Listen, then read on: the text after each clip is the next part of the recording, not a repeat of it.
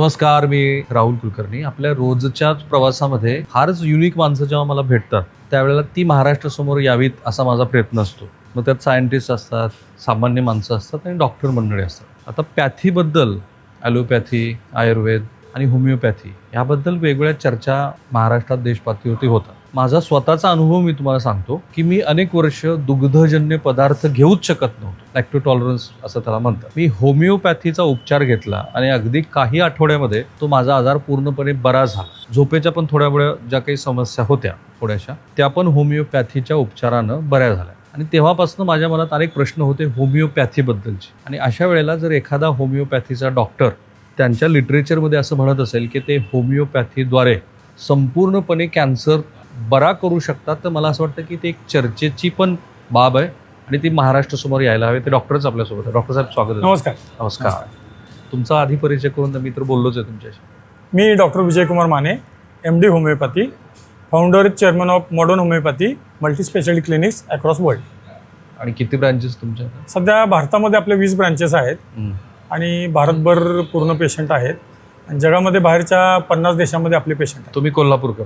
मी मूळचा कोल्हापूरचा. बरं. मला असं कळलं तुमचं काही रिक्षा वगैरे काय, व्हॉट इज युअर स्टोरी?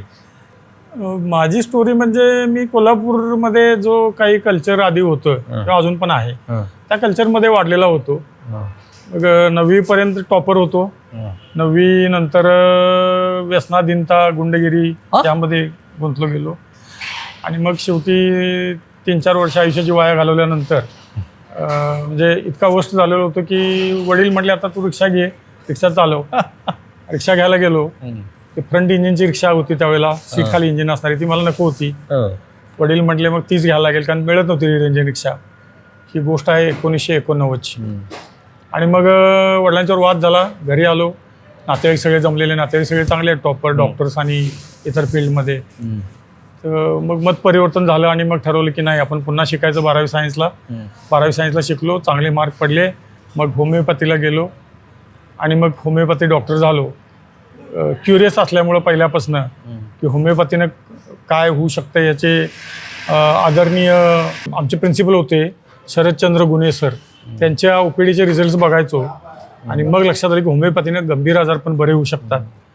थोडक्यात तुमची सुरुवात उन्हाळ विद्यार्थी वाया गेलेला विद्यार्थी थेट MD होमिओपॅथी झालो. आणि कुठलं महाविद्यालयीन शिक्षण तुम्ही? मग कोल्हापूरमध्ये माझं होमिओपॅथी शिक्षण झालं विनोताई चव्हाण कॉलेजला आणि MD मी अहमदनगरला केलं, काकासाहेब मस्के होमिओपॅथी कॉलेज. आणि प्रॅक्टिस केव्हा सुरू?